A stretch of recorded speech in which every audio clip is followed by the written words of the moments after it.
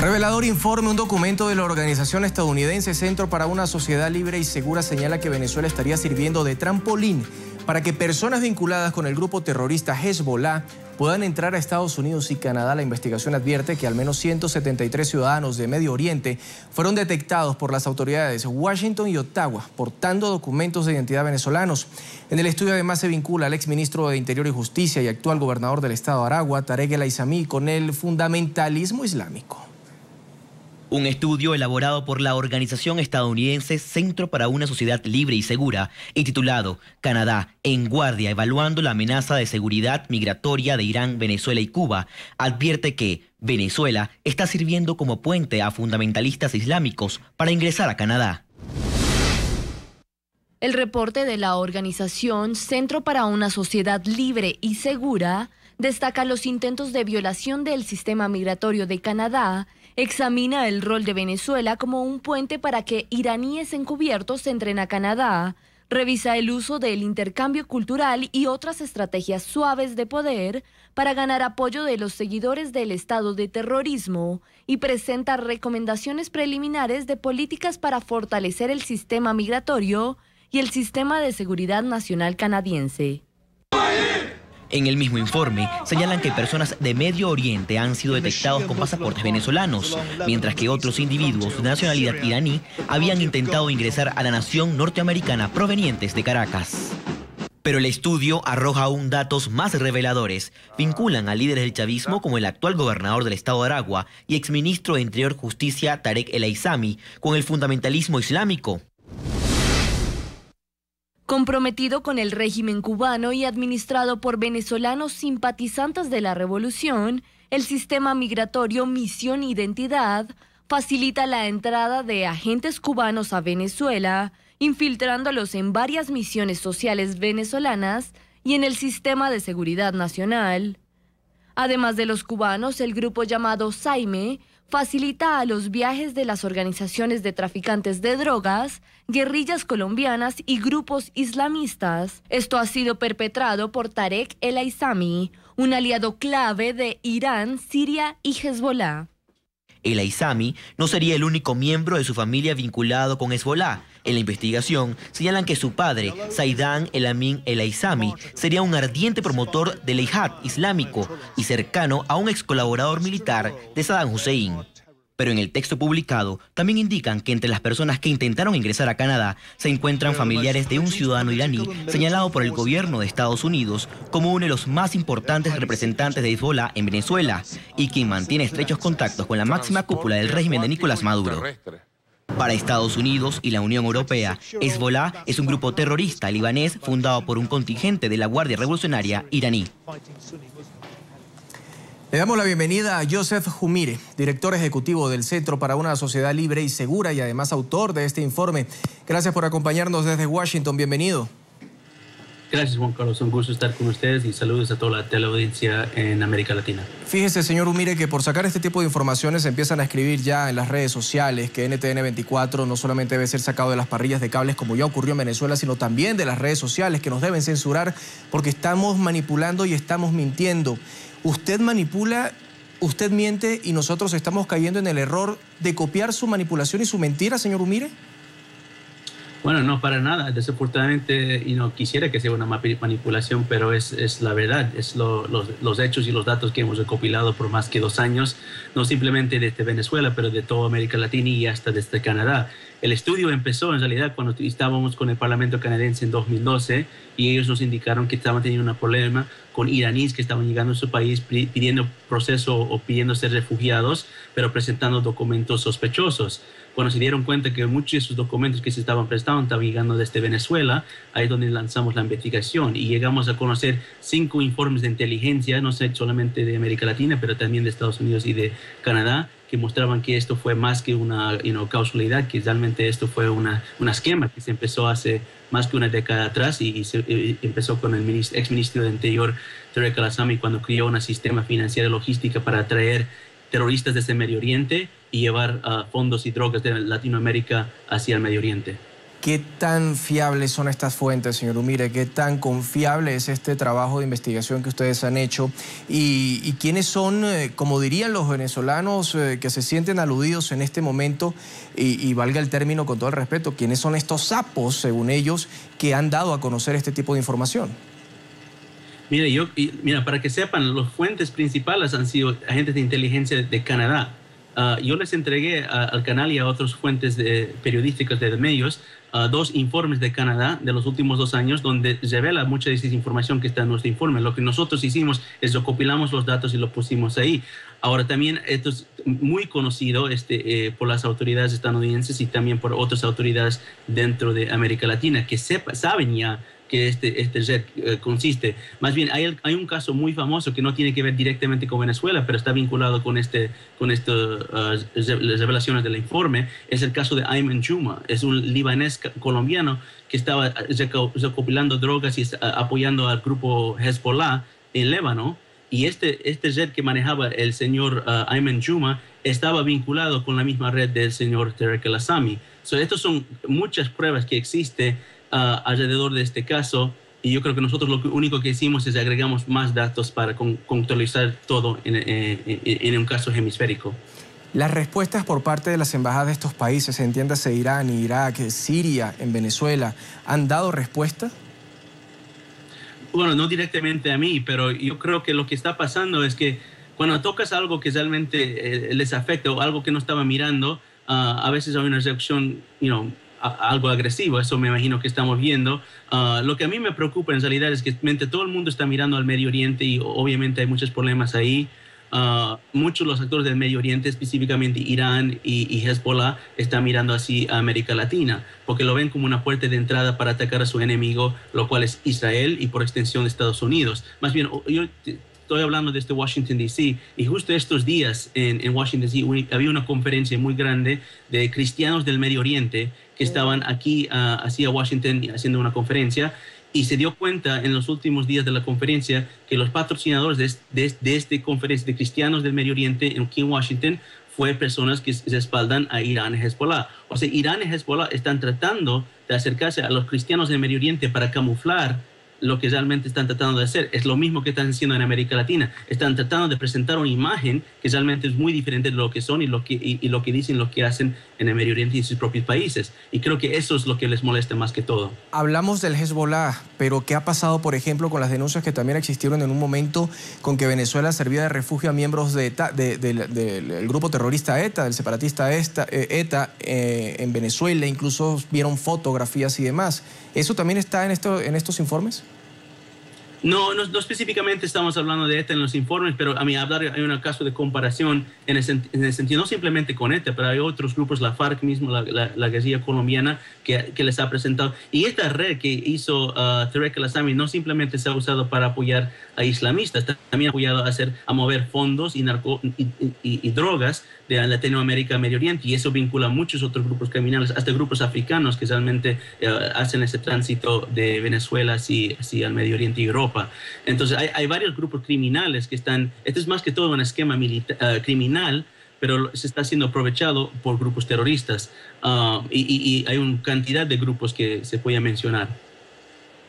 Ahora, que usted me menciona sobre Tarek El Aissami, por ejemplo, el gobernador del estado de Aragua, que estaría financiando, buscando fuentes de ingreso económico para estos grupos terroristas, ¿tendrán algo que ver entonces también con esas denuncias de narcotráfico que existieron en algún momento y que existen todavía contra el general Hugo Carvajal, que además fue detenido en Curazao y luego llevado otra vez a Venezuela porque supuestamente tenía inmunidad diplomática? Y si esto es así, ¿por qué Estados Unidos no ha hecho nada al respecto más allá de los discursos? ¿Pesa el petróleo o faltan pruebas?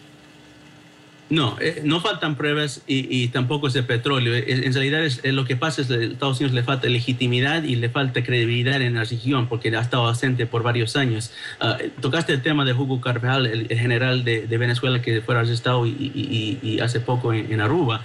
Y realmente ese creo que hubiera sido un grande caso para revelar muchos, no simplemente lo que está en el informe, pero muchos de los vínculos que tiene Hezbollah con la FARC y con otros grupos criminales, narcotraficantes acá en América Latina. Desafortunadamente no pudimos, no se pudo mantener el proceso de exilio para que venga a Estados Unidos el general Carvajal, entonces perdimos esa oportunidad.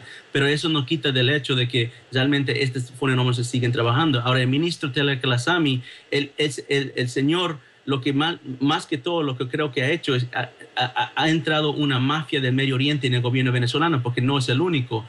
Claro, es uno de los más altos cargos, pero el general de Kabim, de la industria militar venezolana, también tiene descendientes libaneses. El ex gobernador, creo que de Ciudad Bolívar, tiene descendientes sirios o libaneses. Hay una cantidad de personas en el gobierno venezolano que tienen conexiones muy cercanas, familiares, parientes, con países como Irak, Irán, Libia, Siria, Jordania, y estas personas están creando esta red dentro de Venezuela y obviamente no les va a gustar que alguien hable del tema. Señor Umir, continúe con nosotros. Vamos a saludar en este momento a Anthony Dakin, ingeniero en informática, ex asesor de seguridad del Ministerio del Interior de Venezuela y además ex asesor también de la Dirección de Armamento de la Fuerza Armada, ex asesor de seguridad del Ejército venezolano desde el año 2000 hasta el 2009, quien está con nosotros también desde Washington. Gracias por estar con nosotros. Bienvenido. Buenas tardes, Juan Carlos. ¿Cómo estás? Anthony, ¿qué tan cierto puede ser todo lo que nos está describiendo en este momento Umire con respecto a ese supuesto puente que sirve Venezuela de células terroristas, de miembros terroristas hacia Norteamérica? Mira, definitivamente hay un grado de credibilidad en todas estas afirmaciones que está haciendo el otro invitado. Particularmente el caso de Venezuela es un caso que tiene que ver más que todo con la parte de espionaje, con la parte de la venta de información, con la parte de obtener información. Todo el mundo sabe que quien maneja la información maneja el poder. Cuba se ha venido y se ha hecho muy sólida en la región en el tema de espionaje y en el tema de colocación de sus agentes.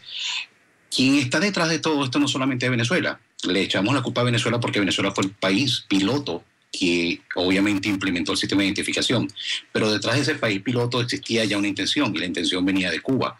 Cuba no tiene las tecnologías, no tenía el conocimiento para poder desplegar todo este tipo de malintención que han tomado en la región y el otorgamiento de documentos de identidad con pasaporte, no solamente el pasaporte, sino también la cédula de identidad. Y obviamente Cuba ha afianzado su presencia en la región. Tenemos países como Argentina, Bolivia, Ecuador, Nicaragua. En este momento tenemos presencia de que está tratando de entrar directamente en Brasil, como lo está tratando de hacer directamente en Paraguay, como lo está tratando de hacer en Uruguay y lo está tratando de hacer en Colombia. Entonces, estas afirmaciones que se han venido presentando son totalmente ciertas. Anthony, ¿es Venezuela un títere entonces de Cuba y de otros países que buscan precisamente crear el caos o crear expansión de su política económica e ideológica en el continente? Totalmente, totalmente. Las intenciones de Cuba en todo esto ha sido la venta de información y el poderle hacer daño a su enemigo número uno. Su enemigo número uno es algo que ha sido latente por los últimos 54 años, siempre y seguirá siendo Estados Unidos. El tema de Venezuela y la emisión del documento de identidad, que sea a través de un pasaporte que dice República Bolivariana de Venezuela, está basado en tratados internacionales. Muchísimos países tienen tratados internacionales con Venezuela en los cuales le eximen a sus ciudadanos de tener visas para poder ingresar. Lo estamos viendo en Europa. Usted llega a Europa con un pasaporte venezolano y usted no tiene que tramitar ningún tipo de visa. Usted simplemente va a parar controles, 4 o 5 preguntas que le hace, usted las va a responder y simplemente pasa el sistema de inmigración de ese país. Y al entrar a Europa, usted tiene entrada a todo un continente. Lo mismo sucede cuando usted viaja con un pasaporte y usted viene de un origen de origen árabe, musulmán, o un origen libanés, o un origen de estos grupos terroristas, para no mencionar un país en particular, de estos que tienen estas guerras religiosas, y usted porta un documento de identidad venezolano. Ese documento le permite a usted viajar a través del mercado, del Tratado del Mercosur, tranquilamente por América Latina. Y al circular por América Latina, usted puede llegar también directamente a Panamá. De Panamá puede seguir subiendo. Y mire, la puerta de entrada sigue siendo México, no hay controles de migración y obviamente toda esta cantidad de personas tienen la forma más fácil de entrar a Estados Unidos, bien sea vía Canadá o bien sea vía México. Anthony, ¿qué papeles pasaron por sus manos? ¿Qué documentos pasaron por sus manos? Pero más allá de eso, ¿qué órdenes y provenientes de dónde pasaron por su escritorio? Si es que tenía esa potestad en su trabajo de dar tal vez esos documentos, de dar ese tipo de información y de, ¿por qué no?, de dar esos permisos de viaje o de residencia en Venezuela. Mira, esto se maneja no solamente en el despacho del Ministerio del Interior y Justicia, esto se maneja también directamente en cada una de las 132 sedes consulares que tiene Venezuela. Venezuela tiene 132 oficinas que tienen la capacidad de emitir cualquier pasaporte. Entonces, no hay un control porque precisamente está en manos de Cuba. El ministro del Interior y Justicia, en el anterior y el antecedía, y el que está actualmente, todos ellos niegan que los cubanos tienen las manos involucradas, pero no es mentira que la Universidad de las Ciencias Informáticas tiene los equipos en Cuba, no es mentira que el software se hizo en Cuba, no es mentira que en el ensaime donde se imprimen los pasaportes en el piso 3 solamente es personal cubano. Entonces los anillos de seguridad y los niveles de acceso están muy limitados, y está limitado escasamente a 1 o 2 venezolanos, y ese 1 o 2 venezolanos estamos hablando de quizás el ministro, el viceministro y el director de tecnología. Más allá de ahí, nadie más tiene acceso. Entonces todo queda dentro de la confidencialidad, todo queda dentro de ese resguardo. Las políticas de Cuba siempre han sido ese silencio y ese desconcierto, y esa es la política que ha venido asumiendo Venezuela. Si eso es así, ¿cómo usted se entera además? Y obviamente la pregunta, y obviamente también la pregunta, Anthony, vale en la segunda respuesta que me pueda dar allí. ¿Cuándo decide dejar de trabajar con el gobierno bolivariano? Me entero porque yo estuve a cargo y estuve liderizando el proyecto de modernización en su fase 1 y en su fase 2. Obviamente tuve toda la información en mis manos. Fue un rompecabezas bien difícil de armar, pero una vez tuve el contrato que firmó el ministro Pedro Carreño y se firmó en La Habana y lo pude leer, lo pude ver a detenimiento, y una vez obtuve el contrato de la empresa que está ubicada en Holanda, la que ganó el proyecto, y la empresa que está ubicada en Alemania, que también ganó el proyecto, y vi los alcances del proyecto y qué exactamente significaba el proyecto, obviamente esto había que saberlo. Yo hice los acercamientos en Venezuela en su momento oportuno, hice los acercamientos con algunos oficiales de alto rango. En aquel momento me dijeron, mira chico Anthony, esto es Venezuela, que eso no va a pasar, por favor, esto no es Cuba, ¿cómo tú vas a pensar que nosotros los venezolanos nos vamos a prestar para esto? Por favor, pon los pies en la tierra. Bueno, lamentablemente puse los pies en la tierra, formulé mis denuncias, y las denuncias hasta el día de hoy han sido todas corroboradas. Yo fui la primera persona que entregó los documentos, que se hicieron públicos, de que sí existe un contrato, que Venezuela sí le delegó la responsabilidad a Cuba, que es Cuba quien maneja los sistemas de identificación. Cuba maneja los sistemas de identificación en Argentina, Cuba maneja los sistemas de identificación en Bolivia, Cuba maneja los sistemas de identificación en Nicaragua. Estamos hablando de Cuba maneja los sistemas de identificación en Venezuela. Tiene acceso a 4 diferentes nacionalidades y a la emisión de 4 diferentes documentos de identidad y pasaportes. Antonio, ¿amenazas en su contra por todo esto que ha dicho durante este tiempo? Totalmente, y fui víctima de un secuestro, y bueno, son cosas que están en el pasado, uno las espera. Doy gracias a Dios hasta los momentos. Le doy las gracias también a Estados Unidos, que me ha acogido y me ha brindado seguridad y protección. Anthony Daquin, ex asesor de seguridad del Ministerio del Interior, así como también de la Fuerza Armada Bolivariana, gracias por haber estado con nosotros en la tarde del fin de semana. Muchísimas gracias por la invitación. Muy buenas tardes. Jerén, quiero que continúe con nosotros porque también, Jumir, quiero que continúe con nosotros porque también tenemos en este momento entrevista con el embajador de Irán en Venezuela. Luego de escuchar esta entrevista, pues queremos obviamente también conocer su opinión. Él es el Hoyatollah Soltani. Gracias por acompañarnos en la tarde del fin de semana, embajador de Irán en Venezuela. Buenas tardes. Muchas gracias, Juan Carlos. Embajador, ¿qué es lo que pasa con Irán que Estados Unidos, medios de comunicación y organizaciones aseguran que Venezuela sirve de puente para llevar a personas ligadas al terrorismo hacia Norteamérica? Fíjese, Juan Carlos, hace un año que el Congreso de Estados Unidos aprobó una ley donde que obligó a Cancillería de Estados Unidos para preparar un plan de entonces confrontar, según ellos dicen, con la influencia de Irán en América Latina en general y Venezuela en total. Y en ese plan, entonces, ellos tienen unas acusaciones sobre Irán, donde que acusan a Irán a hacer unas actividades terroristas o algunas actividades contra los Estados Unidos. Y entonces, no pasando 6 meses de eso, vimos el escándalo del espionaje de Estados Unidos que hacía todo el mundo y hacía a América Latina e incluso a Brasil, Argentina, Venezuela. Quiere decir, las acusaciones son muy simples. Cualquier persona, cualquier país puede echar unas acusaciones hacia otros países, otras personas. Pero presentar documentos que muestra esas acusaciones son muy difíciles. Lo que Estados Unidos, a pesar de acusaciones que ha hecho, no ha podido lograr presentar ni una hoja de los documentos que ratifique, certifique esas acusaciones que tienen contra Irán. Y lo que puedo decir, entre Irán y América Latina, lo que ha existido y lo que va a existir, una relación de hermandad, de igualdad, de ganar para las dos partes. Y eso es que Estados Unidos no quiere. Ellos están acostumbrados a tener una relación de arriba a abajo.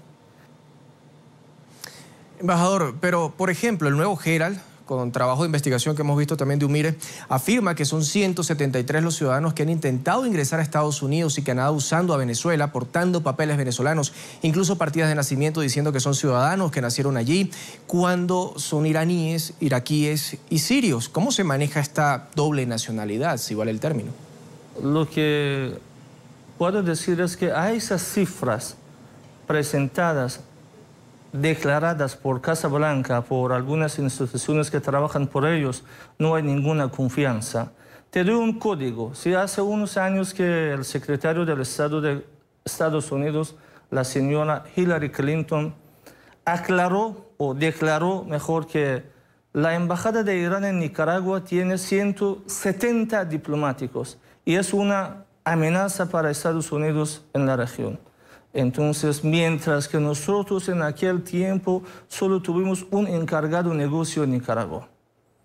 Entonces, a esas cifras diciendo 173 Medio Oriente, bueno, en Medio Oriente hay varios países. Irán es uno de los países en Medio Oriente. Y por supuesto hay muchos iraníes que viven en América Latina en general y en Venezuela en especial. Son los iraníes que desde hace 30 años viven en esos países.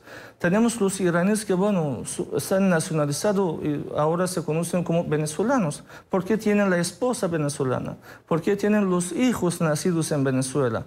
Bueno, ese señor, ese ciudadano iraní, igual que cualquier ciudadano del mundo, tiene el derecho del libre tránsito, vivir donde quiere vivir. Por supuesto, en el marco de las leyes, normas jurídicas establecidas en los países, respetando a las leyes internas de los países. Y bueno, también tenemos los venezolanos y las venezolanas casados con los iraníes que viven en Irán y tienen la nacionalidad y el pasaporte iraní. Eso es un parte de la vida social entre los pueblos, que en todo el mundo pasa eso, es algo muy normal. Y afortunadamente, la mayoría de los iraníes que viven en América Latina tienen un buen negocio, tienen buena reputación en su sociedad. Por ejemplo, en Bogotá, uno de los más famosos tiendas de alfombra pertenece a un ciudadano iraní. Que bueno, es muy famoso que la entrada, la fachada de esa tienda, bueno, se ve como un lugar turístico, que muchos turistas que se van a Bogotá, van allá, toman fotos que, bueno, es un ciudadano iraní, vive en Colombia respetando leyes. Bueno, ¿qué culpa tiene para ser un iraní? No tiene derecho de vivir.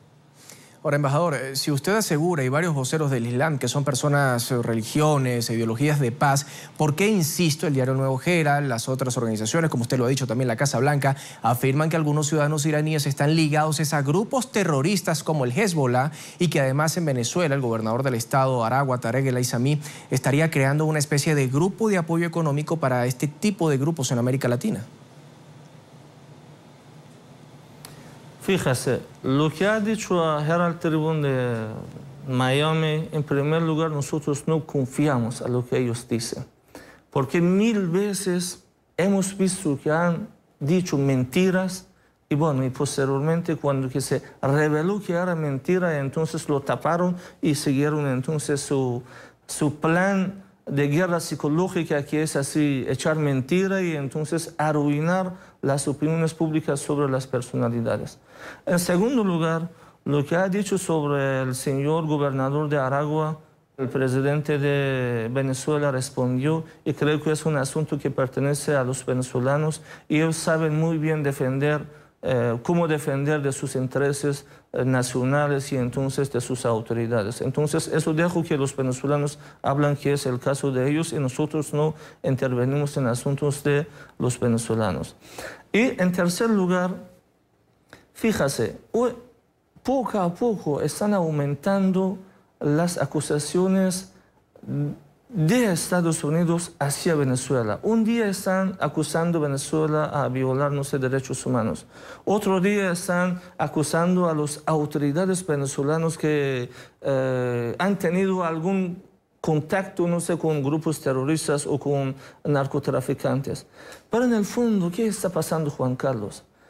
Venezuela, igual que Irán, es un país independiente, es un país revolucionario, es un país que ya tiene un gobierno electo por el pueblo que quiere tener su autonomía y su soberanía en tomar las decisiones.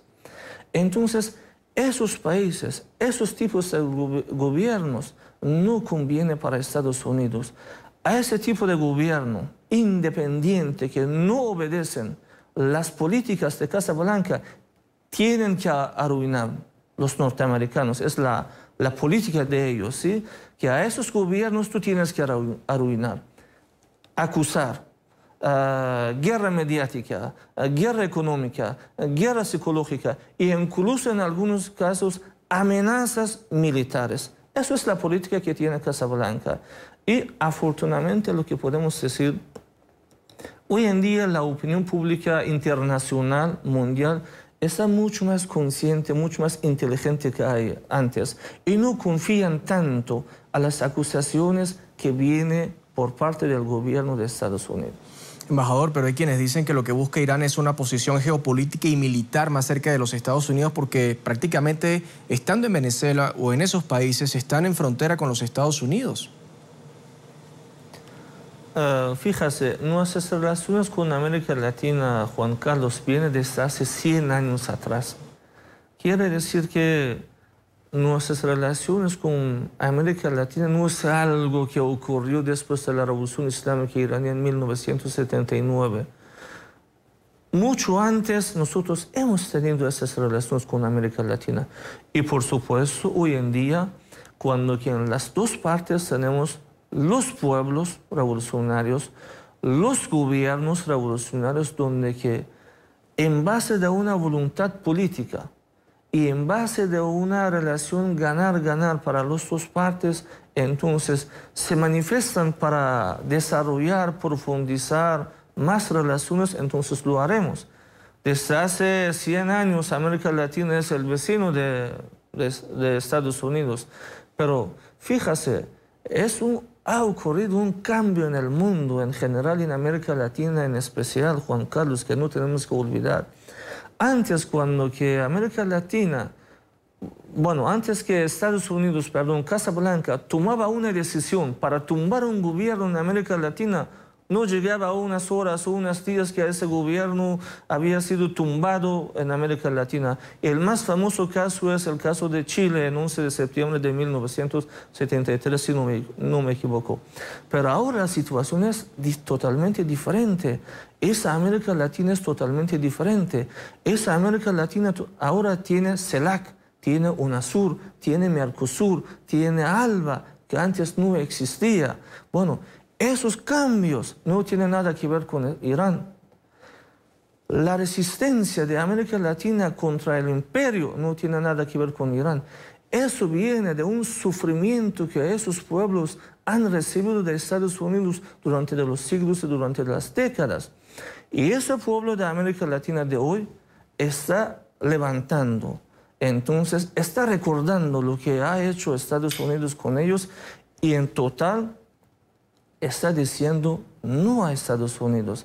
Y este pueblo de América Latina hoy en día quiere decir que, respete nuestra soberanía, respete nuestra autonomía Y todo eso no tiene nada que ver con la República Islámica de Irán, Juan Carlos.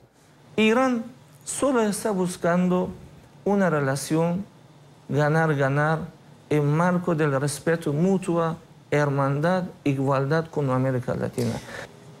Embajador, pero en medio de esa palabra de soberanía, del respeto a la autonomía de los países y sus decisiones, obviamente, es entendible, pero también se preguntan muchos qué pasa cuando estas decisiones afectan la estabilidad en la región, como por ejemplo por programas nucleares, donde Estados Unidos, por ejemplo, donde muchos lo han tildado de ser el policía del mundo, busca tener injerencia e investigar y hasta desarticular, si es necesario, cualquier amenaza que para ellos represente determinado país o determinada política en la región. Fíjese, Juan Carlos, primero, Estados Unidos no es policía internacional. No puede tomar decisión para todo el mundo. En el mundo tenemos 205 países, más o menos. Y según la Carta de Naciones Unidas, todos son soberanos. Todos tienen un voto. Estados Unidos, a pesar de que es un superpotente económico militar, en Asamblea General tiene solo un voto. Y alguna isla, no sé, en Caribe, en Asia, que tiene 500.000 personas, también tiene un voto. Eso viene de igualdad de las soberanías de los países. En segundo lugar, tú te refieres a las acusaciones de Estados Unidos en el caso del programa pacífico nuclear de Irán. Bueno, vamos a hablar por las cifras, porque por las cifras se entiende mucho mejor las cosas, Juan Carlos. Primera pregunta. En el mundo, hasta ahora, ¿quién ha utilizado bombas nucleares? Estados Unidos, contra los japoneses Hiroshima y Nagasaki. Segunda pregunta, hasta ahora, ¿quién tiene más arsenal de armas nucleares en el mundo? Estados Unidos, hermano, tiene más de 10.000 bombas nucleares. Tercera pregunta, en Medio Oriente, ¿quién tiene armas nucleares? Israel, que no ha firmado el Tratado de No Proliferación de Armas Nucleares. Cuarta pregunta. En el mundo hay unos convenios internacionales que tienen que respetarse. El más famoso convenio en el mundo al respecto de las actividades nucleares se conoce como el Tratado de No Proliferación de Armas Nucleares, donde que por una parte obliga a los países que poseen tecnología nuclear transferir esa tecnología hacia otros países con fines pacíficos. De otra parte, ese convenio obliga a los países que tienen armas nucleares para destruir las armas. Y también obliga a los países que no producir de armas nucleares. Entonces la pregunta es así, hacer una comparación entre Irán, Israel y Estados Unidos. ¿Quién ha firmado ese convenio? Irán ha aprobado en el Parlamento y ha cumplido con sus compromisos en el convenio. Estados Unidos no ha firmado. Israel no ha firmado ese convenio internacional y siguen violando las normas internacionales. Según ese convenio, Juan Carlos, los países no tienen derecho de producir bombas nucleares, pero Estados Unidos abiertamente declara que está produciendo nuevas generaciones de bombas atómicas. Es una violación a los convenios internacionales. Quinta pregunta. Entre esos tres, Irán, Estados Unidos, Israel, ¿a quién la Organización Internacional de Energía Atómica ha hecho inspecciones permanentes? Fíjese las cifras, por favor. A Irán, Juan Carlos, hasta ahora han hecho más de 7.000 días de inspecciones en todas las instalaciones nucleares que tenemos. Embajador, le agradecemos por haber estado con nosotros en la tarde del fin de semana. Oyatollah Soltani, embajador de Irán en Venezuela, tenga usted una feliz tarde en Caracas.